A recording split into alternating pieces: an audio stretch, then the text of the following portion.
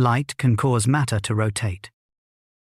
That statement sounds incomplete at first, almost unfinished, because nothing in it mentions mass, impact, or contact. Yet in 1936, Richard A. Beth demonstrated exactly that effect, using a beam of circularly polarized light and a torsion balance sensitive enough to register the smallest twist. When the polarization was reversed, the rotation reversed with it. When the beam stopped, the motion stopped. The exchange was direct, repeatable, and impossible to dismiss. What mattered was not brightness or heat, but orientation. The light carried something that had to be transferred, and the apparatus responded as if it were obeying a familiar conservation law. From that moment, angular momentum stopped being a property reserved for spinning objects and orbiting bodies. It became something light itself could carry, deliver, and hand over to matter. As experiments refined lasers and learned to shape electromagnetic fields, the effect did not disappear. It became more precise. Polarization revealed one contribution, structure revealed another, and across laboratories, the accounting always balanced. Nothing extra appeared. Nothing went missing. And this trail leads first to a basic but stubborn place. Part 1. If light has no mass, what exactly is turning when it carries angular momentum? Nothing touches the object, nothing pushes it from the side, and yet it begins to rotate. That is the observation that refuses to sit comfortably inside the old picture of light as a straight, harmless ray. A beam passes through space, meets matter, and leaves behind a measurable twist. Not heat, not vibration, rotation. For a long time, physics had no experimental reason to take that idea seriously. Light was already known to carry energy and linear momentum. Radiation pressure had been predicted by James Clerk Maxwell in the 19th century and confirmed soon after. Mirrors recoil, comets grow tails, solar sails become possible. But angular momentum belonged, almost by instinct, to objects with mass wheels, planets, atoms in orbit. Light seemed exempt. That exemption ended quietly in 1936. At Bell Telephone Laboratories, physicist Richard A. Beth designed an experiment that was intentionally narrow in scope. He was not trying to redefine light. He wanted to test a specific consequence of electromagnetic theory, whether circularly polarized light could exert a torque. The prediction existed in Maxwell's equations, but no one had shown it directly. Beth suspended a thin quartz plate using a torsion fiber so sensitive that even a minute angular displacement could be detected. The setup was carefully isolated. Vibrations were minimized. Thermal effects were controlled. Then he sent a beam of circularly polarized light through the plate. The fiber twisted. When the handedness of the polarization was reversed, the direction of rotation reversed as well. When the beam was blocked, the motion stopped. When the experiment was repeated, the result returned. The effect did not depend on brightness alone. It depended on polarization. Beth summarized the outcome without embellishment. The electromagnetic theory of the torque exerted by a beam of polarized light was confirmed by direct measurement. The sentence matters because it does not describe a metaphor. It describes torque, angular momentum transfer, registered by a mechanical system. At that point, angular momentum stopped being a property that light merely borrowed from language. It became something light could carry and exchange. To see why this is unavoidable, it helps to slow down and look at what circular polarization actually means. In linearly polarized light, the electric field oscillates back and forth along a fixed direction. In circular polarization, the electric field rotates as the wave propagates. That rotation is not an animation layered on top of the wave. It is part of the field's structure. Electromagnetic theory assigns angular momentum density to that rotating field. If the field interacts with matter in a way that changes its polarization state, angular momentum must be conserved. There is no loophole. Either the light keeps it, or matter takes it. The torsion balance does not care about interpretation. It responds only to conservation laws. As optical technology improved through the mid-20th century, the Beth result did not fade into a historical footnote. It became a reference point. Lasers made polarization control precise. Wave plates allowed deliberate flipping between left-handed and right-handed states. Each time the polarization changed, a compensating rotation appeared in the optical element. The angles were small, but they were consistent. What mattered was that the bookkeeping always closed. Nothing extra appeared, nothing vanished. By the 1970s and 80s, this behavior was no longer confined to delicate torsion fibers. Arthur Ashkin and colleagues demonstrated that focused laser beams could trap microscopic particles using radiation pressure and intensity gradients.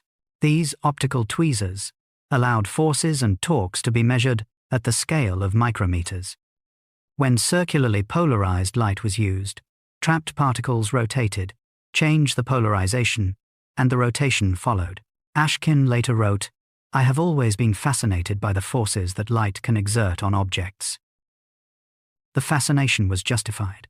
The forces were weak, but they were real, predictable, and tied directly to angular momentum flow in the electromagnetic field. Up to this point, the story might still seem limited to polarization.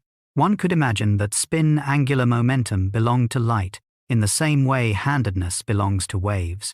But in the early 1990s, a different contribution came into view, one that had nothing to do with polarization at all. Researchers studying laser beam modes noticed that certain solutions of the paraxial wave equation carried angular momentum even when the polarization was fixed. These were Laguerre-Gaussian modes, characterized by a phase that winds around the beam axis. As you move once around the center, the phase advances by an integer multiple of 2 pi. At the center, the intensity drops to 0, forming a dark core. This phase structure is not cosmetic. It carries orbital angular momentum. Each photon in such a beam carries an integer multiple of the reduced Planck constant, determined by the winding number of the phase. The confirmation, once again, came from matter. Microscopic particles placed in these beams did not simply spin in place, they orbited around the beam axis. The direction depended on the sign of the phase winding. Adjust the spatial light modulator shaping the wavefront, and the orbital motion adjusted with it. Nothing in this behavior could be attributed to heating or random scattering. The angular momentum lived in the geometry of the field. By now, angular momentum of light had split cleanly into two contributions: spin, tied to polarization, and orbital, tied to spatial structure. Quantum electrodynamics accommodates both without strain. The field description remains continuous. The photon description introduces quantization. Both predict the same transfer when measurements are performed. Single photon experiments pushed the accounting even further. When photons were sent, one at a time, through polarization-changing elements, the statistics of angular momentum transfer matched theoretical predictions exactly. The torsion balance had measured an average effect decades earlier. The quantum experiments showed that the average emerged from discrete events. Richard Feynman once remarked, "I think I can safely say that nobody understands quantum mechanics." Yet in this corner of it, understanding was not optional. Conservation laws enforced consistency whether one spoke in terms of fields or photons. Beyond the laboratory, the same principles operate on astronomical scales. Sunlight carries momentum and angular momentum into interplanetary space. Dust grains absorb and re-emit radiation asymmetrically, changing their rotation rates over time. NASA has measured these effects in studies of the YORP mechanism, where radiation torque alters the spin of small asteroids. The equations governing those changes are the same ones Beth tested in miniature. Solar sail concepts, studied by both NASA and ESA, rely on momentum transfer from photons, reflecting off large, lightweight surfaces. Engineers must account not only for linear momentum but also for torque when sails are tilted. The light has no mass, yet its momentum shapes trajectories. Across all these contexts, one theme repeats. Light behaves as if it has internal structure. That structure carries conserved quantities. When the structure is altered, matter responds. So the original discomfort returns, sharpened rather than softened. If light has no mass, no surface, and no solidity in the usual sense, then what exactly is turning? The answer is not a hidden wheel or a spinning particle core. The turning belongs to the electromagnetic field itself. Angular momentum is encoded in how the field is arranged in space and time, in polarization, in phase, in symmetry. When light interacts with matter, those arrangements must be accounted for. Matter rotates because the field's structure demands it. Beth's torsion balance remains the cleanest demonstration because it stripped away every distraction. A fiber twisted. The twist followed polarization. Conservation closed the ledger. From that point on, any honest description of light had to include angular momentum as something real. And once angular momentum is accepted as a property of field structure rather than mass, another consequence follows. Describing the shape of light stops being a visual convenience and becomes a physical necessity, one that becomes directly relevant when the field itself is deliberately sculpted in the next part. Part 2. Why does circular polarization behave like a built-in spin? And why can a wave plate feel it? Light can rotate matter even when nothing appears to be rotating. That is the uncomfortable observation at the center of circular polarization. A beam travels straight, its intensity steady, its direction unchanged. Yet when its polarization state is altered, a solid optical element twists in response. No friction is involved. No surface is pushed sideways. The motion appears only when the handedness of the light is changed. Something intrinsic is being exchanged. To understand why this happens, it is necessary to step away from the familiar picture of polarization as a visual orientation and treat it instead as a physical state with consequences. In classical electromagnetism, polarization describes how the electric field vector evolves in time as the wave propagates. Linear polarization oscillates back and forth along a fixed line. Circular polarization does something fundamentally different. The electric field rotates at a constant rate, tracing a circle in the plane perpendicular to the direction of travel. That rotation is synchronized with the wave's frequency. It is not added afterward. It is built into the solution of Maxwell's equations. When James Clerk Maxwell unified electricity and magnetism in the 19th century, he showed that electromagnetic waves carry energy and momentum. What was not obvious at the time was that they also carry angular momentum when their fields possess rotational structure. Circular polarization is the simplest example of such structure. The field itself rotates, and with that rotation comes a conserved quantity. For decades, this idea remained largely theoretical.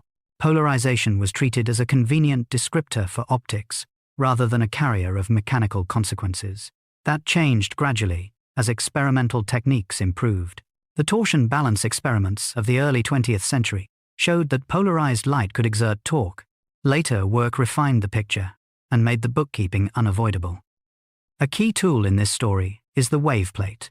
A wave plate is a slab of birefringent material, meaning it has two refractive indices, depending on the orientation of the electric field. Light, entering the plate, splits into two components that travel at different speeds. When they recombine upon exiting, the polarization state has changed. A quarter-wave plate can convert linear polarization into circular polarization, or reverse the handedness of circular polarization entirely. This conversion is not passive. When a wave plate flips left-handed circular polarization into right-handed, the angular momentum carried by the light changes sign. Conservation laws demand compensation. The wave plate must absorb the difference. The result is a tiny but measurable torque acting on the plate. This is not a matter of interpretation. It is measured. Experiments using suspended wave plates and sensitive torsion fibers show that the plate rotates when the polarization is flipped, and that the direction of rotation follows the handedness change precisely. When the input polarization is unchanged, the plate remains still. When the beam is blocked, the motion stops. The response tracks angular momentum transfer alone. At the photon level, the accounting becomes even clearer. Circularly polarized light carries spin angular momentum. Each photon contributes 1 unit of reduced Planck constant, with the sign determined by handedness. This is not inferred from analogy. It is derived from quantum electrodynamics and confirmed through interaction statistics. When photons pass through a device that changes their polarization state, the angular momentum difference must be transferred to matter, photon by photon. This is where circular polarization reveals itself as more than a visual property. It behaves like built-in spin because, in a precise physical sense, it is. The spin is not attached to a tiny rotating object inside the photon. It arises from the symmetry of the electromagnetic field. Rotation in the field corresponds to angular momentum in the conservation ledger. One way to see this without equations is to think in terms of cause and effect. If circular polarization were merely a descriptive label, changing it would have no mechanical consequence. The wave plate would feel nothing. But the plate does rotate. That rotation is the effect. The cause must be a conserved quantity being transferred. The only candidate, consistent with all observations, is spin angular momentum carried by the light. Laboratories around the world reproduced these results throughout the second half of the 20th century. Improved lasers allowed cleaner polarization states. Better isolation reduced noise. The measured torques matched theoretical predictions with increasing precision. Nothing in the results depended on subjective interpretation. The balance always closed. Arthur Ashkin's work with optical tweezers added another layer of clarity. By trapping microscopic particles in focused laser beams, his experiments made radiation pressure and torque visible at the scale of individual objects. When circularly polarized light was used, trapped particles rotated steadily. When the handedness was reversed, the rotation reversed. The angular speed depended on the photon flux, not on heating or chemical effects. Ashkin later reflected on this body of work by saying, "I have always been fascinated by the forces that light can exert on objects." The fascination was grounded in reproducibility. The forces were weak, but they obeyed the same conservation laws as any mechanical system. Quantum electrodynamics provides the framework that unites these observations. In that theory, the electromagnetic field is quantized into photons, but the field retains its structure. Spin angular momentum emerges naturally from the field's rotational symmetry. There is no need to imagine internal gears or hidden motion. The spin is intrinsic because it is inseparable from the field configuration itself. This intrinsic nature becomes especially clear when comparing circular polarization to linear polarization. Linear polarization carries no net spin angular momentum.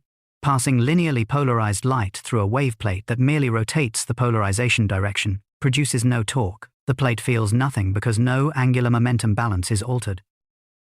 Only when the polarization state includes rotation does angular momentum enter the exchange. These principles extend beyond the laboratory. NASA and ESA missions account for photon momentum and angular momentum when modeling spacecraft behavior. Solar radiation does not merely push, it can twist. Small torques accumulate over long timescales, influencing the orientation of spacecraft surfaces and the spin states of dust grains in space. Astrophysical observations show the same physics at work. Interstellar dust grains align under the influence of radiation fields, a process that depends on angular momentum transfer from light. Polarization measurements of starlight rely on this alignment to infer magnetic field structures across the galaxy. The interpretation rests on the fact that polarized light can exchange angular momentum with matter. What makes circular polarization particularly revealing is its simplicity. There is no complex spatial structure required, no twisted wavefronts, no elaborate beam shaping. A uniform plane wave, if circularly polarized, carries spin angular momentum. The effect is present even in the most basic solutions of Maxwell's equations. That simplicity is why circular polarization became the testing ground for understanding light's spin.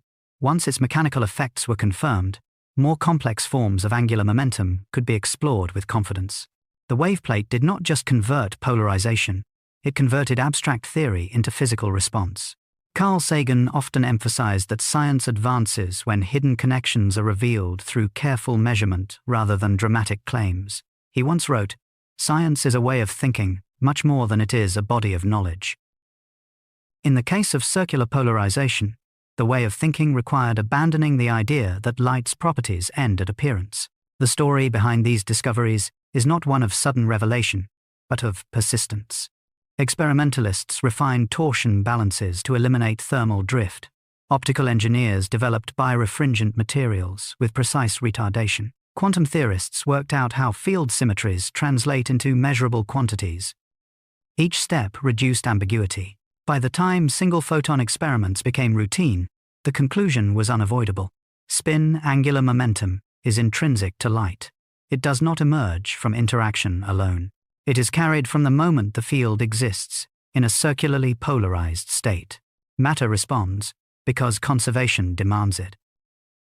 The waveplate feels the spin because it must. If it did not, angular momentum would be lost or created without cause. Every successful measurement confirms the same rule, and yet, this clarity opens a wider door. If polarization can encode intrinsic spin, and if matter can register it mechanically, then angular momentum is not confined to polarization alone. The structure of the field itself becomes a variable that can carry and exchange rotation. At that point, the distinction between a new form of angular momentum and a new configuration of the field appears. Part 3. When a beam twists, is that a new kind of angular momentum, or a new shape of the field? A beam of light can make matter orbit, even when nothing in the beam appears to be rotating at all. That single observation overturned a quiet assumption that had survived for decades. The idea that angular momentum in light must always be tied to polarization alone. In laboratories where polarization was carefully held fixed, particles still began to circle an invisible axis, tracing paths that could not be explained by spin. Something else was present, embedded not in how the field oscillated, but in how it was arranged across space. To see why this mattered, it helps to recall where the story stood before this point. Spin angular momentum had already earned its place. Circular polarization rotated matter because the electric field itself rotated in time. That picture was coherent, testable, and complete. But then came experiments where polarization was deliberately neutralized, set to linear, stripped of any built-in rotation. The light should have lost its ability to twist. It did not. The turning showed up anyway. What changed was not the polarization, but the shape of the wavefront. Instead of flat planes marching forward, the phase of the light wound around its own axis. As you moved in a circle around the beam center, the phase advanced steadily, completing full turns before returning to its starting point. At the center, the intensity fell to zero, forming a dark core. The beam no longer resembled a simple column of light. It had structure. This was not noticed by accident. In the late 1980s and early 1990s, laser physicists were cataloging solutions to the paraxial wave equation, the mathematical description of how laser beams propagate when they are narrow and well collimated. Among these solutions were modes known as Laguerre-Gaussian beams. They had been written down before, but their physical consequences were not fully appreciated. In 1992, Les Allen and his colleagues published a paper that reframed the entire discussion. They showed that these beams carry a distinct form of angular momentum that depends on the winding of the phase, not on polarization. Each photon in such a beam carries an amount of angular momentum proportional to that winding number. The quantity was not small. It could be several times larger than the spin carried by circular polarization. The claim was unsettling for a simple reason. If true, angular momentum in light was no longer limited to how the field rotated in time. It could also reside in how the field was organized across space. The distinction mattered. Spin had seemed intrinsic. This new contribution depended on geometry. Once again, the decisive tests came from matter. Microscopic particles placed in these beams did not simply spin in place, as they did under circular polarization. They moved around the beam axis, following circular paths, whose radius and direction depended on the phase structure of the light. When the sign of the phase winding was reversed, the direction of motion reversed. When the winding number increased, the orbital motion strengthened. The response tracked the beam's structure with precision. There was no need to invoke exotic explanations. Conservation laws did the work. The light carried angular momentum. Matter absorbed it. The balance closed. The language that emerged was orbital angular momentum, abbreviated OAM, to distinguish it from spin. The term was chosen carefully. This was not rotation of the electric field vector itself. It was angular momentum associated with the spatial distribution of the field. The beam behaved as if its energy flowed along helical paths, wrapping around the propagation axis as it moved forward. Importantly, this effect did not require high power. Even weak beams produced measurable orbital motion if the phase structure was clean. The phenomenon depended on coherence and geometry, not brute force. That made it attractive for precision experiments and, eventually, for applications. The story behind its acceptance was gradual. Early skepticism focused on interpretation. Was this truly a new form of angular momentum, or merely a rearrangement of linear momentum components? Experiments answered that question the same way they had before, by letting matter respond. The torques and forces matched predictions that treated OAM as a conserved quantity distinct from spin. Quantum theory accommodated the result without strain.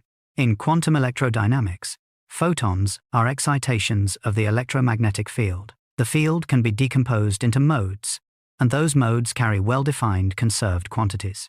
Laguerre-Gaussian modes carry orbital angular momentum because their phase structure breaks rotational symmetry in a specific way.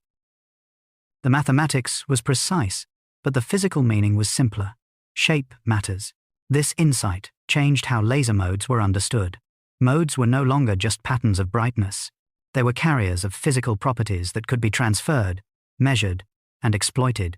Optical elements that shaped wavefronts, such as spiral phase plates and later spatial light modulators, became tools for engineering angular momentum directly. Once these tools existed, the catalogue of experiments expanded quickly. Optical tweezers were revisited with structured light. Trapped particles could be made to orbit controllably. Biological samples could be rotated without mechanical contact. The torque could be tuned by adjusting the phase pattern alone. The polarization remained unchanged. Astronomy provided a parallel perspective. Although telescopes do not typically generate OAM deliberately, the propagation of light through turbulent media can scramble phase structure. Studies of atmospheric turbulence showed how OAM modes degrade over distance, a fact that later became crucial for communication experiments. The sensitivity of OAM to phase distortion was not a flaw, it was a diagnostic. By the early 2000s, researchers began exploring OAM as a resource for information transfer. Unlike polarization, which offers two basic states, OAM provides a potentially unbounded set of modes. Each winding number represents a distinct channel. In principle, this allows multiple data streams to share the same frequency and polarization. Practical limits appeared quickly. Atmospheric turbulence mixes modes. Imperfect optics reduce purity. Detectors struggle to discriminate cleanly, yet the underlying physics remained sound. OAM was real, conserved, and transferable. Its fragility was a property of wave propagation, not a failure of theory. Space agencies took note, not because of communication fantasies, but because structured light sharpened understanding of wave propagation itself. NASA and ESA missions depend on precise models of how electromagnetic fields behave over long distances. Phase structure, coherence, and angular momentum all influence measurements, from interferometry to optical navigation. Even when OAM is not used intentionally, its principles inform how beams evolve. What made the discovery of OAM especially significant was how little it relied on intuition. Nothing in everyday experience suggests that a beam can twist without spinning internally. The effect only becomes obvious when geometry is allowed to carry physical weight. The phase, invisible to the eye, becomes decisive. Carl Sagan once observed that science advances when we learn to read nature's subtler signals rather than insisting on familiar pictures. He wrote, "Somewhere, something incredible is waiting to be known." In this case, the incredible was not hidden in distant galaxies, but in the cross-section of a laser beam on a laboratory table. The engineers and physicists who recognized OAM did not set out to overturn intuition. They followed the mathematics, tested it against matter, and let the results stand. The beam twisted because its structure required it. No additional assumptions were needed. By now, a pattern had formed across all three parts of this story. First, light was shown to push. Then, it was shown to spin. Now, it was shown to orbit. Each step relied on conservation laws and careful measurement. Each step revealed that properties once assigned exclusively to massive objects also belong to fields when their structure allows it. This does not mean that light behaves like matter. It means that fields can store and transport quantities traditionally associated with motion. The difference lies not in the laws, but in the medium. As researchers became comfortable with OAM, attention shifted toward control. If angular momentum could be encoded in phase, then wavefront shaping became a form of mechanical engineering conducted with light. The field itself became the object to be designed. Once orbital angular momentum is traced to phase structure, its presence depends entirely on how that structure is organized. When phase structure is deliberately engineered, twisted modes remain stable and detectable.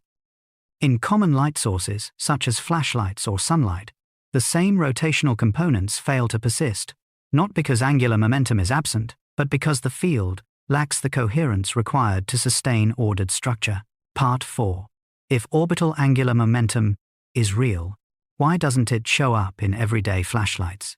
If twisted light can carry angular momentum through empty space, then its absence in ordinary illumination is not a mystery of weakness, but of preparation. A flashlight fills a room with photons by the trillions, yet none of them arrive with a coordinated twist. The difference is not power, it is order. To see why orbital angular momentum does not appear in everyday light sources, it helps to return to what OAM actually depends on. Spin angular momentum is tied to polarization, a property that can survive even in messy conditions. Orbital angular momentum is different. It lives in the geometry of the electromagnetic field itself, encoded in how the phase of the wave changes across space. That geometry is fragile. It must be built deliberately. A common flashlight emits light from a filament or LED, where countless microscopic emitters radiate independently. Each emitter produces waves with random phase relationships. As the waves spread and overlap, any large-scale phase structure is washed out. The result is brightness without coherence. Angular momentum associated with spatial structure cannot survive that kind of disorder. Lasers changed this landscape by introducing coherence. In a laser cavity, photons stimulate the emission of other photons with the same phase, frequency, and direction. The beam that emerges is not just bright, it is organized. That organization makes wavefront shaping possible. Even so, a bare laser does not automatically carry orbital angular momentum. Most lasers emit beams whose phase fronts are flat or gently curved. To create OAM, those wavefronts must be sculpted. This is where optical engineering enters the story. One of the earliest tools developed for this purpose was the spiral phase plate. This optical element has a thickness that increases smoothly with angle around its center. As light passes through, different parts of the wave are delayed by different amounts. By the time the beam exits, its phase has wrapped around the axis in a controlled way. The result is a vortex beam, marked by a dark core and a helical phase. Later, spatial light modulators made this process far more flexible. These devices use electronically controlled pixels to impose precise phase shifts across a beam. By programming the phase pattern, researchers can generate beams with chosen orbital angular momentum values, switch between them rapidly, or superpose multiple modes. The twist is not imposed by force, it is written into the field. Detecting OAM requires equally careful preparation. Brightness alone is not a signature. The most telling features are geometric. Interference patterns reveal forked fringes where phase singularities exist. When a vortex beam interferes with a reference beam, the number of fringe dislocations corresponds directly to the winding number of the phase. These patterns are not artistic flourishes, they are measurements. Matter provides confirmation as well. Microscopic particles placed in vortex beams orbit the beam axis. The direction and speed depend on the engineered phase structure. Remove the phase winding, and the orbital motion disappears. The particles respond to geometry, not to polarization. This distinction explains why OAM does not appear in sunlight or lamplight in any controlled way. The sun emits light from a turbulent plasma surface. The phases are uncorrelated across large distances. By the time sunlight reaches Earth, any structured phase information has long been scrambled. The same is true for incandescent bulbs and LEDs. In astronomy, this scrambling is familiar. Atmospheric turbulence distorts wavefronts from distant stars, blurring images. Adaptive optic systems, developed and refined by observatories working with agencies such as NASA and ESA, correct these distortions in real time. The goal is not to create OAM, but to remove unwanted phase structure. The techniques reveal just how sensitive spatial phase really is. The sensitivity of OAM to disturbance once led some researchers to question its physical relevance. If it disappears so easily, Could it really be fundamental? Experiments answered that concern. The angular momentum does not vanish. It redistributes. Turbulence mixes modes, spreading angular momentum across many channels rather than erasing it. Conservation still holds. This understanding reframed the problem. OAM is not absent in everyday light because it is unreal. It is absent because everyday sources do not impose the coherence and symmetry required to make it visible. Structure is not free. It must be engineered. The history of vortex beams reflects this gradual realization. Early reports of phase singularities were treated as mathematical curiosities. Only when experimentalists learned to isolate and measure their effects did the physical picture settle. By the late 1990s, vortex beams had become standard tools in optics laboratories. The twist was no longer surprising. It was controllable. Applications followed naturally. Optical tweezers using vortex beams allowed particles to be rotated around chosen axes without contact. Microfluidic systems used light-driven rotation to stir fluids at small scales. In each case, the requirement was the same. The wavefront had to be prepared with care. Communications researchers saw another opportunity. If different OAM modes are orthogonal, they can carry independent data streams. Experiments demonstrated multiplexing, using multiple orbital angular momentum channels on the same frequency. The promise was large. The limitations were immediate. Atmospheric turbulence and optical imperfections degrade mode purity. The physics remained sound. The engineering challenge was formidable. Space agencies monitored these developments closely. Long-distance optical links, whether between satellites or between spacecraft and Earth, depend on precise control of beam structure. Understanding how phase geometry evolves during propagation is essential, even when OAM is not the goal. Structured light-sharpened models of beam spreading, distortion, and correction. What becomes clear through all of this is that orbital angular momentum belongs to the field, not to the source. A flashlight cannot produce OAM because it does not control phase across its aperture. A laser equipped with wavefront shaping can, even at low power. The difference lies entirely in geometry. This also clarifies a common misunderstanding. OAM is not hidden spin. It does not reside in polarization. A beam can be linearly polarized and still carry large orbital angular momentum. Conversely, a circularly polarized beam can carry spin without any orbital contribution. The two forms are independent, additive, and conserved separately. The absence of OAM in everyday light is therefore not a failure of nature to display an exotic property. It is a reminder that nature does not organize phase for convenience. Organization must be imposed. When it is, the consequences are immediate and measurable. Carl Sagan often emphasized that phenomena which seem exotic are often absent from daily experience, not because they are rare, but because the conditions that reveal them are uncommon. He wrote, "Nature is always more subtle, more intricate, more elegant than what we are able to imagine." Orbital angular momentum fits that pattern. It is present whenever symmetry and coherence allow it to emerge. By understanding why flashlights do not twist matter into orbit, we gain a clearer view of what structured light actually is. It is not stronger light. It is not stranger light. It is light whose internal geometry has been prepared with intention. The twist carried by structured light does not remain confined to rotation within the beam. As angular momentum propagates through space, it can cross boundaries and enter material systems, where its flow produces measurable forces and displacements. At that scale, momentum is no longer an abstract quantity transported by the field alone, but something that can be exchanged directly between light and matter. Part 5. Can light grab matter? Like invisible fingers, and what does that reveal about momentum flow? A beam of light can hold a solid particle in place against gravity. That fact alone is enough to unsettle the familiar boundary between what touches and what does not.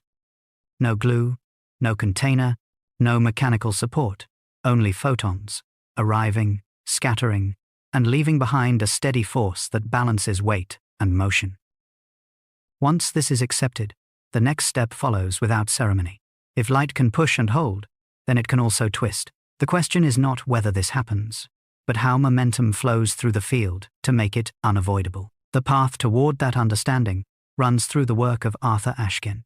In the late 1960s, Ashkin was studying radiation pressure, the transfer of linear momentum from light to matter. Maxwell's equations had predicted it long before, and experiments had confirmed that photons, reflecting from a surface, impart a small but measurable force. What Ashkin noticed was that under the right conditions, that force could be shaped. By tightly focusing a laser beam, he created a region where the intensity changed rapidly with position. Microscopic particles, placed near the focus, experienced a restoring force, pulling them toward the region of highest intensity. The particle was not pushed away, it was drawn inward and held there. Optical trapping was born. Ashkin later described his motivation plainly. "I have always been fascinated by the forces that light can exert on objects." The fascination deepened as the experiments progressed. Trapped particles could be moved by steering the beam. They could be held for long periods. Forces on the order of piconewtons could be applied and measured, small but precise. What made optical tweezers decisive for this story was not just trapping, but control.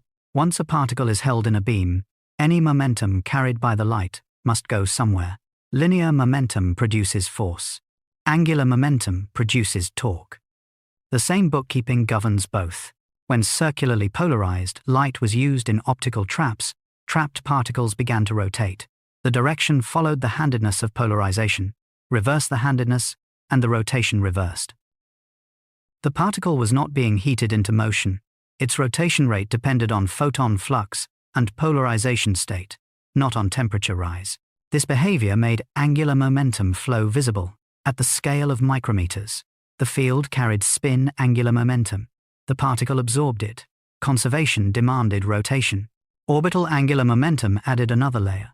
When vortex beams were used in optical traps, particles did not merely spin in place. They moved around the beam axis, tracing circular paths.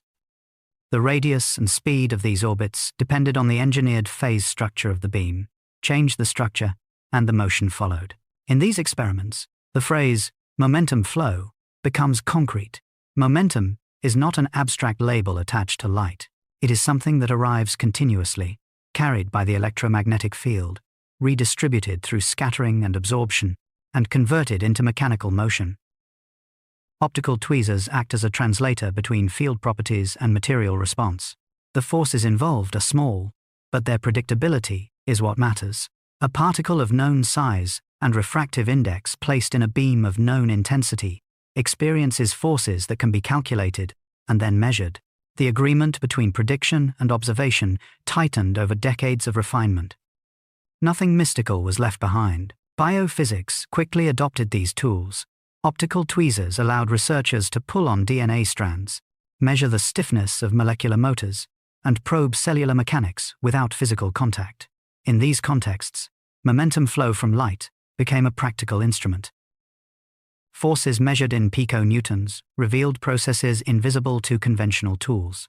Angular momentum played a role here as well. Rotational control enabled the twisting of biological structures, the study of torque generation in enzymes, and the manipulation of anisotropic particles. The same conservation laws applied whether the object was a glass bead or a protein complex.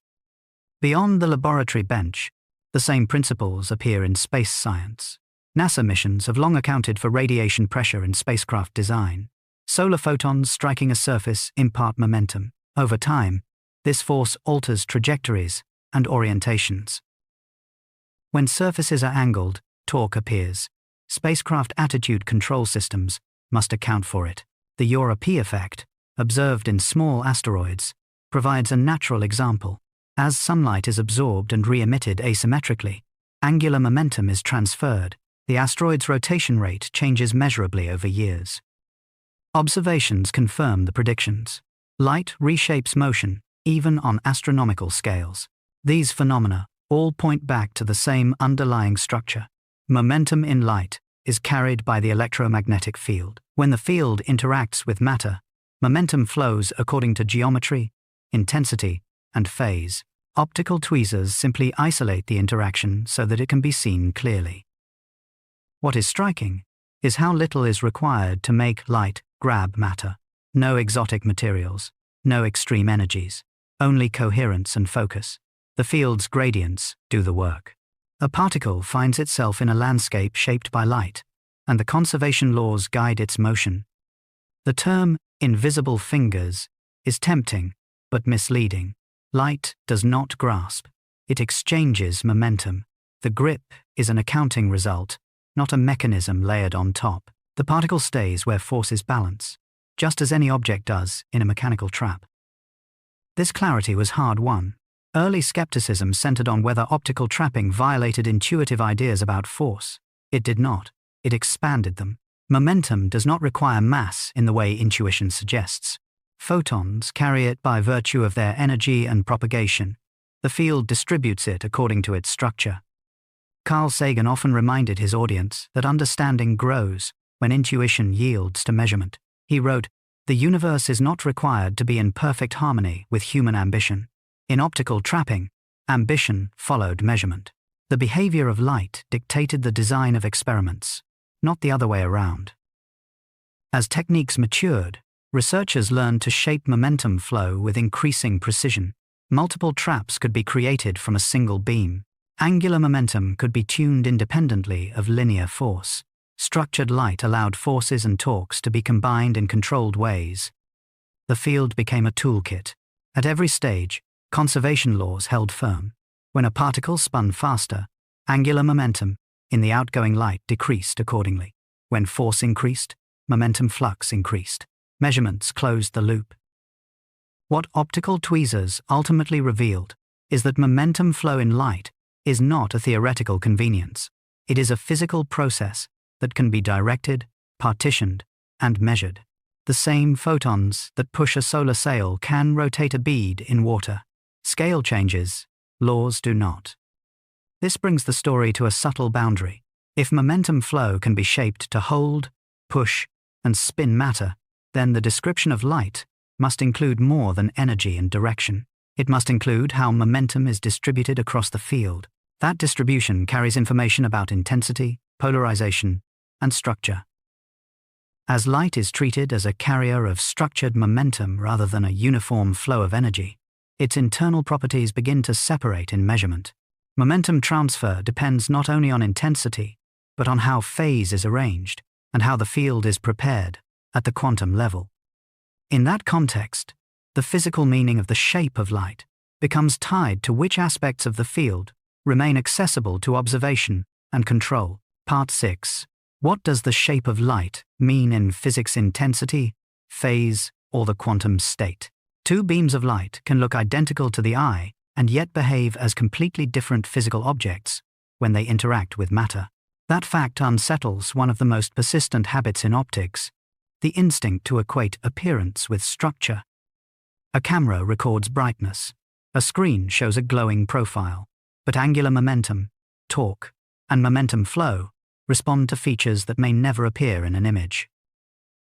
The word shape turns out to hide several meanings, and physics must choose carefully which one matters. In everyday experience, the shape of a light beam seems obvious. It is the bright spot on a wall, the circular disc from a laser pointer, the soft spread from a lamp. This is the intensity profile, the distribution of energy across space. It is easy to photograph, easy to describe, and often misleading. Intensity alone does not determine how light exchanges momentum. Two beams with the same brightness pattern can produce different forces and torques. Optical tweezers demonstrated this clearly. A trapped particle responds not just to how much light arrives, but to how that light is organized. The visible shape is only the first layer. Beneath intensity lies phase. Phase describes where the wave is in its oscillation at each point in space and time. Unlike intensity, phase is invisible to direct observation, yet it governs interference, diffraction, and the flow of energy and momentum. In the previous parts, orbital angular momentum emerged entirely from phase structure. The brightness profile alone could not reveal it. This distinction was not always appreciated. Early optics treated beams largely in terms of rays and intensities. Phase entered calculations but rarely intuition. That changed as interferometry matured. When beams were combined, small phase differences produced large observable effects. The invisible became decisive. The recognition that phase carries physical weight transformed optics into a science of structure rather than appearance. Laguerre Gaussian beams offered a clear example. Their intensity profile shows a ring with a dark center, but that darkness is not the defining feature. It is a consequence of a phase singularity, a point where phase is undefined because it winds continuously around the axis. The angular momentum lives in the winding, not in the ring. Experiments confirmed this repeatedly. Particles orbit in vortex beams because of phase gradients. Remove the phase structure while keeping the intensity similar, and the orbital motion disappears. The beam still looks like a ring. It no longer behaves like one. This led to a more careful use of language. When physicists speak of the shape of light, they must specify which layer they mean. The beam profile describes intensity. The phase structure describes how the wavefront is arranged. Both are properties of the electromagnetic field. But there is a third layer that becomes unavoidable at low light levels and precise measurements. That layer is the quantum state. In quantum optics, light is described in terms of modes. A mode is not just a pattern of brightness or phase. It is a complete specification of how the field behaves, including its spatial structure, frequency, polarization, and phase relationships. Photons occupy modes. Angular momentum is associated with particular modes, not with isolated points in space. Mode decomposition became an essential tool. Any beam can be expressed as a combination of modes, each carrying well-defined properties. In this language, orbital angular momentum appears as a property of specific mode families. A measurement that resolves modes reveals angular momentum directly. A measurement that averages over modes hides it. This distinction matters for experiments. Consider a detector that measures total intensity without resolving phase. It cannot distinguish between different OAM states. The angular momentum flows through unnoticed. Introduce an interferometric element, or a mode sorter, and the same beam reveals its structure immediately. The history of this realization is tied closely to advances in instrumentation. Spatial light modulators allowed precise control over phase. Mode sorters, based on refractive and diffractive optics, mapped different OAM states to different positions on a detector. These devices did not create new physics. They made existing physics visible. NASA and ESA have relied on similar principles in astronomical interferometry. Telescopes such as those involved in space-based interferometric missions combine light from separate apertures. Phase information must be preserved and measured with extreme precision. The resulting data depend not on intensity alone, but on phase coherence across large distances. Even when JWST images distant galaxies, phase plays a hidden role. The segmented mirror design requires precise phase alignment between segments to produce sharp images. The brightness distribution on the detector is the final product. The underlying success depends on controlling phase to fractions of a wavelength. This brings clarity to the question of which shape matters when discussing angular momentum. Intensity shape tells us where energy is. Phase shape tells us how that energy moves and circulates. The quantum state tells us how these features are packaged into discrete, conserved units. All three are real. They answer different questions. Angular momentum responds primarily to phase and mode structure. Spin depends on polarization, which is itself a property of the field's temporal structure. Orbital angular momentum depends on spatial phase. Neither can be inferred reliably from intensity alone. This explains why naive pictures often fail. There is a practical lesson here. In experiments claiming to generate or detect structured light, verifying intensity profiles is insufficient. Researchers must demonstrate phase control or mode purity. Otherwise, apparent structure may not correspond to conserved quantities. This rigor is why the field matured slowly and carefully. Carl Sagan often spoke about the importance of careful definitions in science. He noted that confusion often arises not from lack of data, but from imprecise language. He wrote, "If you wish to make an apple pie from scratch, you must first invent the universe." In optics, if one wishes to talk about the shape of light, one must first specify which universe of description is being used. The story behind mode language reflects this need. Early laser physics focused on cavity modes as mathematical conveniences. Over time, Experiments showed that modes carry physical meaning. Switching modes altered force, torque, and information capacity. The abstraction gained substance. Quantum optics sharpened the point further. In single-photon experiments, intensity becomes probabilistic. Phase relations persist. The quantum state captures both. A single photon prepared in a superposition of OAM modes can produce interference effects that reveal angular momentum structure without ever showing a classical beam profile. This does not mean that classical pictures are wrong. They are incomplete. Classical fields and quantum states converge in their predictions for measurable quantities. The difference lies in description, not outcome. Conservation laws bridge the two. Understanding which shape matters also resolves apparent contradictions. Why can two beams with identical brightness profiles exert different torques? Because their phase structures differ. Why can angular momentum be present without visible rotation? Because the rotation is encoded in phase, not in motion you can see. As optical engineering advanced, researchers learned to treat phase as a design parameter. Wavefront shaping became a way to sculpt momentum flow. This approach underlies modern applications, from optical manipulation to communication systems. The beam is no longer a simple carrier of energy. It is a structured field, yet there are limits. Phase coherence is fragile. Turbulence, scattering, and imperfect optics degrade structure. Mode mixing occurs. Angular momentum spreads across channels. Measurements reflect this redistribution. Nothing violates conservation. The bookkeeping simply becomes more complex. This complexity is not a flaw. It is a feature. It reveals how deeply structure and measurement are intertwined. What one observes depends on what one resolves. Intensity detectors see energy. Interferometers see phase. Mode sorters see quantum structure. So when physics asks about the shape of light, it is not choosing between competing pictures. It is layering them.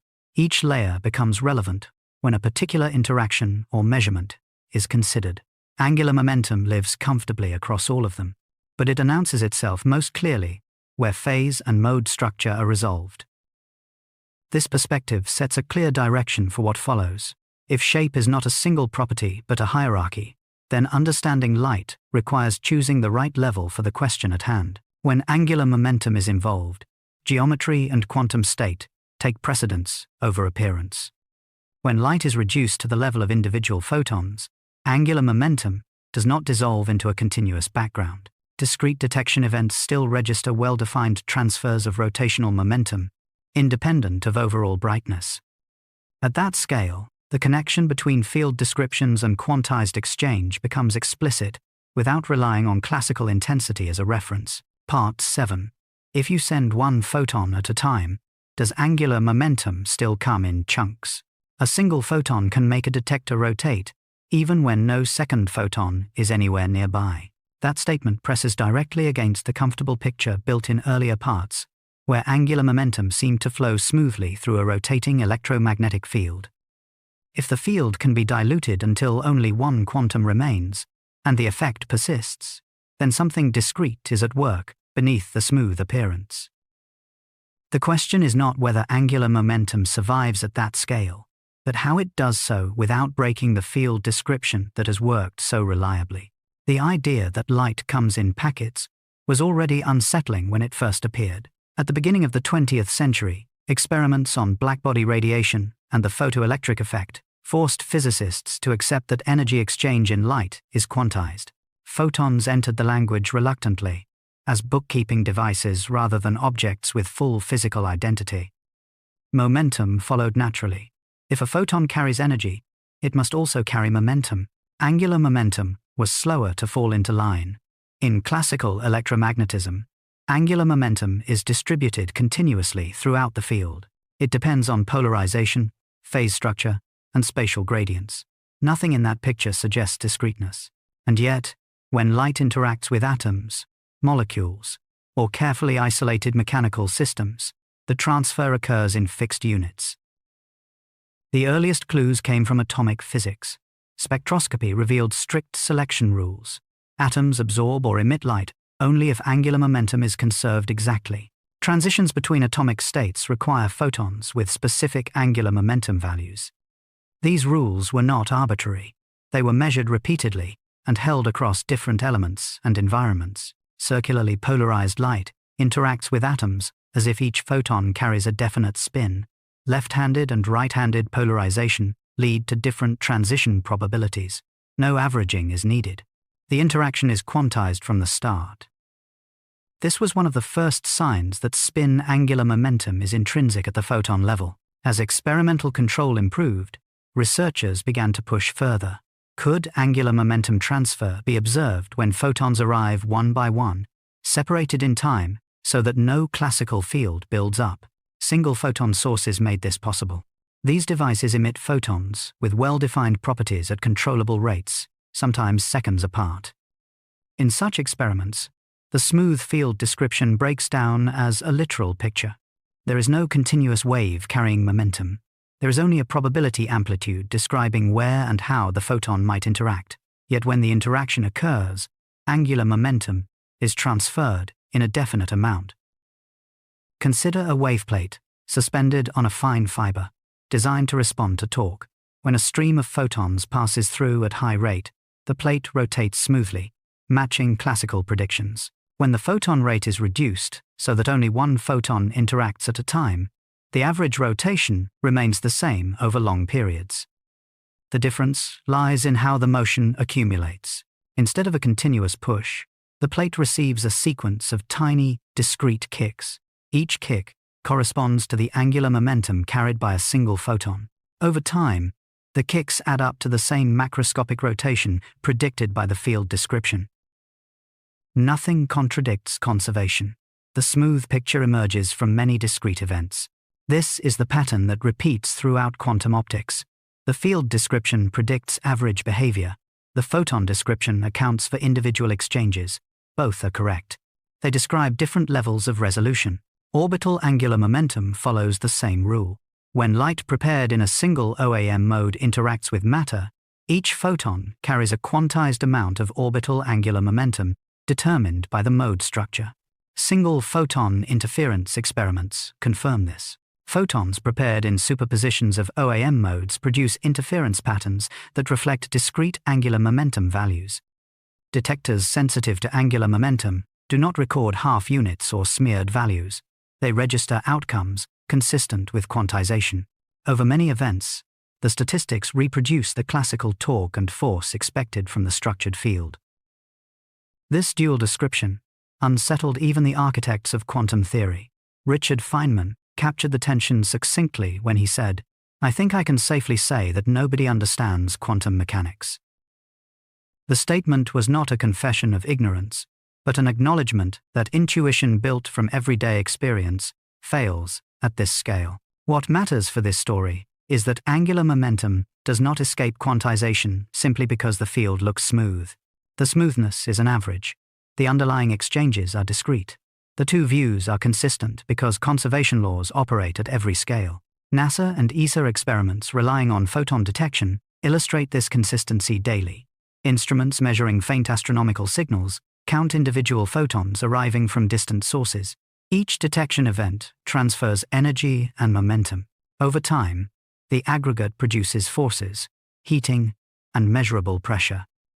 The quantized events reconstruct classical behavior. In optical communication experiments, single photons prepared in specific polarization, or OAM states, carry information reliably. The angular momentum encoded in each photon is preserved during transmission unless disturbed by scattering or decoherence.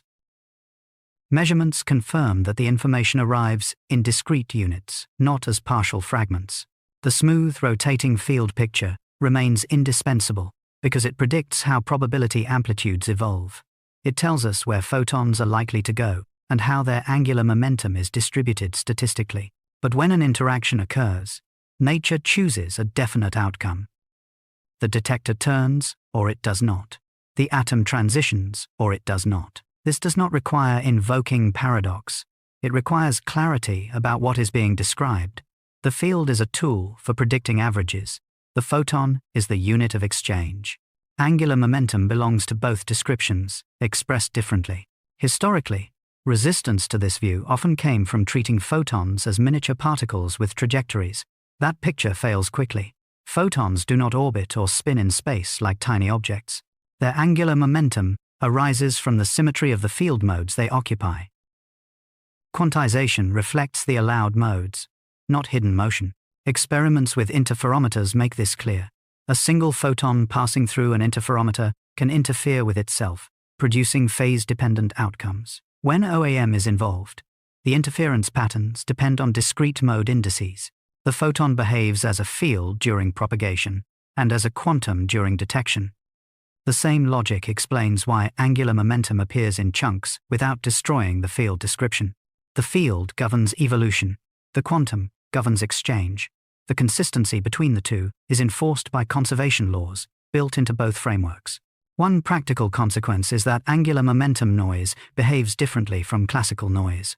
In low-light conditions, fluctuations reflect the discrete nature of photons. Shot noise emerges. The variance in torque or force measurements scales with photon number, not with field smoothness. Experiments confirm this scaling precisely. This has implications for precision measurement. Optical torque sensors operating at low photon flux must account for quantization. Averaging restores smooth behavior, but individual events remain discrete. Understanding this allows engineers to design experiments that approach fundamental limits. Carl Sagan often emphasized that scientific understanding deepens when we learn to hold multiple descriptions without forcing them into a single picture. He wrote, "It is far better to grasp the universe as it really is than to persist in delusion, however satisfying and reassuring." In quantum optics, reassurance is rare, but consistency is firm. The one-photon regime does not undermine the reality of angular momentum in light. It confirms it. Each photon carries a definite amount, delivered in a single exchange. The rotating field picture survives because it predicts the statistics of those exchanges accurately.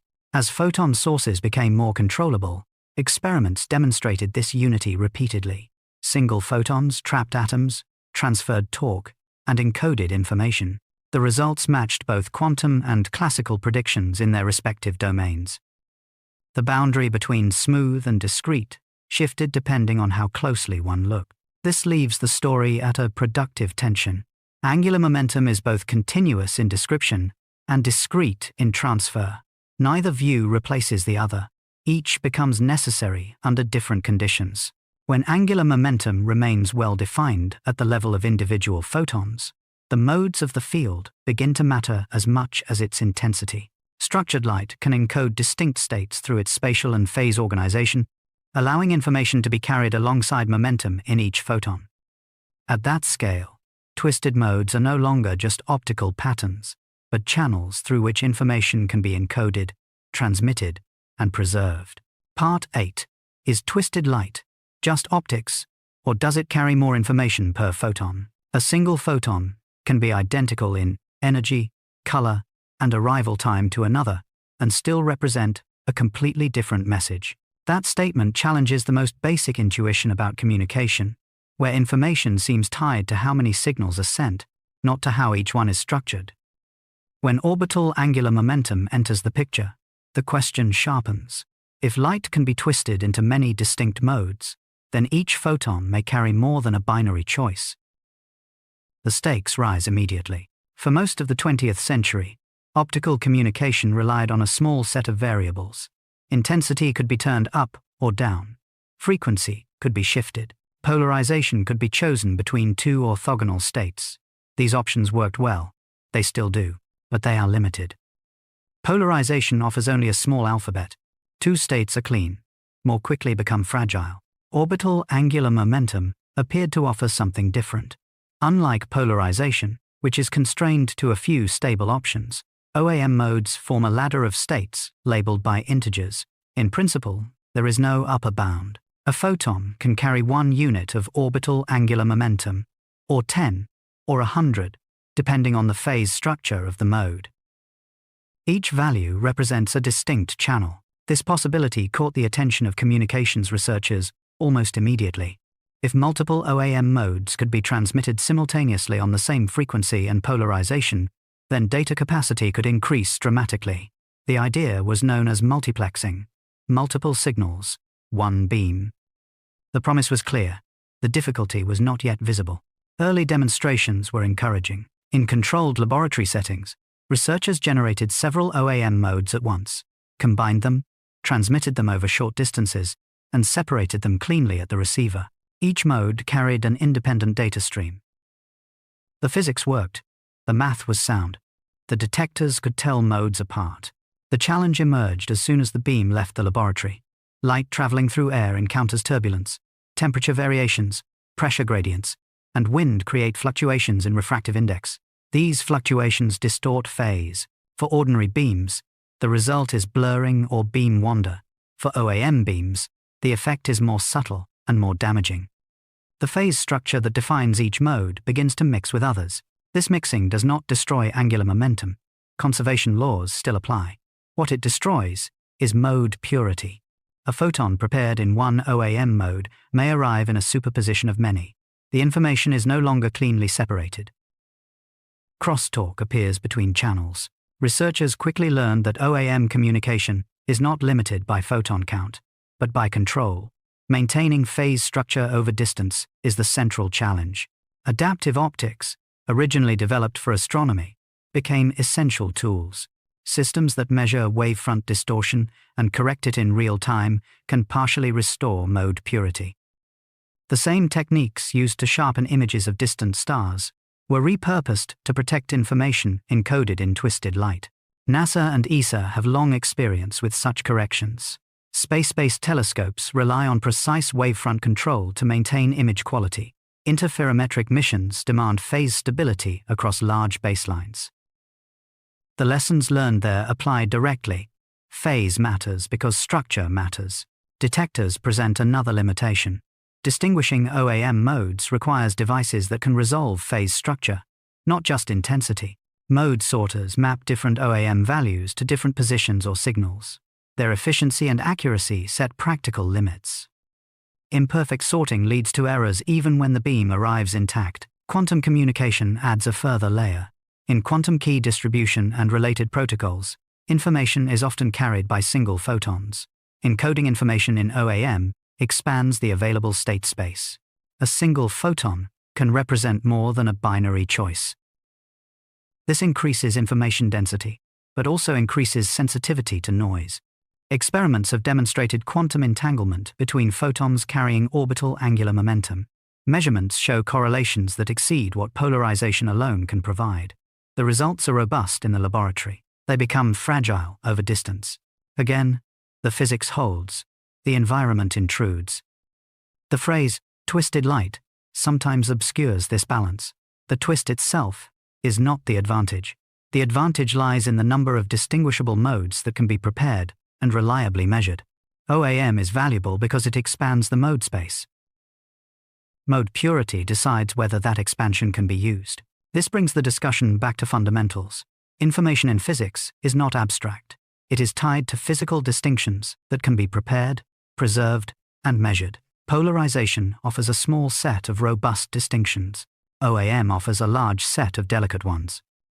The trade-off is unavoidable. Historical perspective helps here. Radio communication faced similar challenges in its early days. Increasing bandwidth required controlling interference, noise, and channel separation. Optical OAM communication faces its own version of that problem, with phase replacing frequency as the fragile resource. Researchers have explored hybrid approaches. Polarization and OAM can be combined. Frequency and OAM can be layered. Each additional degree of freedom adds capacity and complexity. The goal is not maximal twist, but optimal balance. Measurements show that even modest OAM alphabets can provide advantages in controlled environments. Short-range links, fiber-based systems with specially designed cores, and free-space links with adaptive correction all show promise. None violate fundamental limits. All respect conservation laws. The role of fibers deserves special mention. Standard optical fibers scramble OAM modes due to imperfections and coupling between modes. Specialized fibers with ring-shaped cores and tailored refractive index profiles can preserve OAM over longer distances. These designs reflect the same lesson seen everywhere else. Geometry determines fate. Throughout this development, theory and experiment advanced together. Predictions about mode mixing, turbulence effects, and detector limitations were tested and refined. No hidden capacity appeared unexpectedly. No paradox emerged. The performance matched the physics. Carl Sagan often cautioned against confusing possibility with practicality. He wrote, "Extraordinary claims require extraordinary evidence." In the case of OAM communication, the evidence supports possibility, bounded by engineering reality. Twisted light can carry more information per photon, but only when its structure survives the journey. This does not diminish its importance. It clarifies it. OAM is not a replacement for existing communication methods. It is an addition. It expands the toolbox. It forces a deeper understanding of how information rides on physical structure. The deeper lesson extends beyond communication. Whenever angular momentum is encoded in light, the ability to extract it depends on resolving the right features.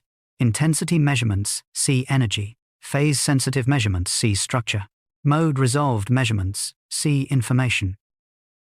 As experiments continue, the boundary between optics and information theory grows thinner. Twisted light sits precisely on that boundary. It reminds us that photons are not identical carriers differentiated only by arrival time. They are structured excitations of a field. That structure can be used, or it can be lost. As angular momentum, pressure, and mode structure coexist within the same beam, light operates simultaneously as a mechanical agent and an information carrier. In this regime, momentum flow and information flow are no longer separable in practice, because both are transported through the same physical degrees of freedom. That convergence becomes critical in the next part, where the measurable reality of radiation pressure is set against the limits of human sensation and everyday experience. Part 9. If light carries momentum and pressure, why don't we feel sunlight pushing us back? Sunlight strikes your skin every day, yet nothing about the sensation suggests a push. That absence is deceptive. According to electromagnetic theory, every photon arriving from the sun carries momentum, and when it is absorbed or reflected, that momentum must be transferred. The force is real. The pressure exists. The puzzle is not whether it happens, but why it remains so completely unnoticed. The idea that light carries momentum was not obvious when it was first proposed. In the 19th century, James Clerk Maxwell showed that electromagnetic waves transport energy and momentum together. From his equations emerged a quiet prediction. If light carries momentum, then it must exert pressure when it strikes matter. This was not speculation. It was a direct consequence of the theory. Early experiments struggled to confirm it because the effect is small, very small. The momentum carried by a photon is proportional to its energy divided by the speed of light. Sunlight delivers enormous energy over time, but each individual photon carries an almost negligible amount of momentum. When spread across a human body, the resulting force is drowned out by gravity, air pressure, and even the subtle movements of muscles and blood. To understand the scale, it helps to anchor the idea in measurement rather than intuition. At Earth's distance from the Sun, the solar energy flux is about 1,360 watts per square meter. That sounds large. It heats surfaces efficiently, but when converted into pressure, the result is only a few micronewtons per square meter for absorbed light. For reflected light, the pressure doubles, reaching only a few micronewtons per square meter more. This doubling is important. When a photon is absorbed, it transfers its forward momentum and stops. When it is reflected, its direction reverses, and the change in momentum is twice as large. Mirrors feel twice the push of black surfaces. The effect is real and predictable. So why is it invisible to us? Because gravity is overwhelming by comparison. The weight of a human body corresponds to forces measured in hundreds of newtons. Sunlight pushes with forces millions of times smaller. Even a gentle breeze exerts far more pressure on your skin than sunlight ever will. Yet there are circumstances where radiation pressure becomes measurable, even decisive. In carefully controlled laboratory conditions, torsion balances and microcantilevers can detect forces far smaller than anything a human could feel. These instruments confirmed Maxwell's prediction directly. Light pushes. The story does not end in the laboratory. In space, the balance of forces changes. Gravity weakens with distance. Atmospheric drag disappears. Over long timescales, small forces accumulate. This is where radiation pressure leaves the realm of curiosity and enters engineering. Solar sails are the most direct expression of this idea. A large, lightweight reflective surface deployed in space experiences a continuous push from sunlight. The force on any small patch is tiny, but spread over thousands of square meters and applied continuously, it becomes useful. Spacecraft accelerate slowly, steadily, without fuel. NASA and other space agencies have tested this principle in practice. Missions, such as Icaros and experimental solar sail demonstrators, showed that sunlight alone can alter trajectories measurably. The sails do not leap forward. They drift, gaining velocity over weeks and months. The physics is identical to what Maxwell described. Only the environment has changed. Radiation pressure also plays a role in shaping the small bodies of the solar system. Dust grains near stars feel competing forces. Gravity pulls them inward. Radiation pressure pushes them outward. For sufficiently small particles, the push can rival or exceed gravitational attraction. This effect helps explain the structure of comet tails and the distribution of dust around stars. Astronomers account for radiation pressure when modeling stellar environments. In massive stars, intense radiation fields can drive stellar winds, pushing matter outward from the star's surface. These processes are observed and measured using space-based observatories operated by agencies such as NASA and ESA. The momentum carried by light shapes astrophysical systems on vast scales. Back on Earth, textbooks often present radiation pressure as a formula, a line at the end of a chapter, but the deeper message is conceptual. Momentum flow is inseparable from energy flow. Whenever energy moves through space in the form of electromagnetic waves, momentum moves with it. The two cannot be separated. This connection explains why radiation pressure is closely tied to angular momentum as well. If light carries linear momentum, it can push. If it carries angular momentum, it can twist. The same photons responsible for a tiny push are also responsible for torque when their structure allows it. The reason we do not feel sunlight pushing us back is therefore not that the push is absent, but that our senses are tuned to much larger forces. Evolution did not prepare us to notice micronewton pressures. Physics, however, does not care what we notice. It cares what can be measured. In precision experiments, radiation pressure becomes a limiting factor. Laser interferometers, designed to detect gravitational waves, for example, must account for the pressure of photons bouncing between mirrors. At extreme sensitivities, photon momentum introduces noise and subtle shifts. Engineers design around these effects, treating light not just as a probe, but as a participant. This perspective reshapes the familiar picture of light as something that merely illuminates. Illumination is energy delivery. Momentum delivery comes along with it, quietly, relentlessly. Whether it matters depends entirely on context. Carl Sagan often emphasized that nature's most important effects are not always those we feel directly. He wrote, "The surface of the Earth is the shore of the cosmic ocean. On that shore, sunlight warms and brightens. Beyond it, the same sunlight pushes, twists, and sculpts matter across space." The absence of sensation does not imply absence of cause. A person standing in sunlight is held in place by forces far stronger than radiation pressure. Remove those competing forces, and the push reveals itself. There is also a lesson here about scale. Physics does not privilege human perception. Laws apply equally to dust, grains, spacecraft, mirrors, and people. The difference lies in relative strength. Radiation pressure is weak, but it never switches off. Over time, that persistence matters. Understanding why we do not feel sunlight pushing us back helps clarify a broader theme running through this series. Light carries momentum in multiple forms. Linear momentum produces pressure. Angular momentum produces torque. Phase structure redistributes both. The effects are always present. Their visibility depends on circumstance. This grounding prepares the final step. If light can push, spin, trap, and carry information, then the simple image of the photon as a point-like particle or a featureless wave begins to strain. The accumulated evidence points toward a richer picture, one where structure, momentum, and measurement are inseparable. Across these observations, light exhibits rotation, pressure, and information transfer within the same physical entity.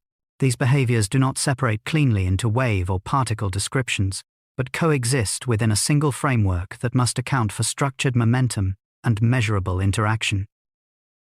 At this boundary, the physical character of the photon becomes the only remaining element capable of unifying all of these effects without contradiction. Part 10. After all this, is the photon a point, a wave, or a structured packet with real geometry? After everything that has been measured, twisted, trapped, and counted, one simple picture finally breaks. Light cannot be reduced to a featureless point racing through space, and it cannot be fully captured as a smooth wave spread everywhere at once.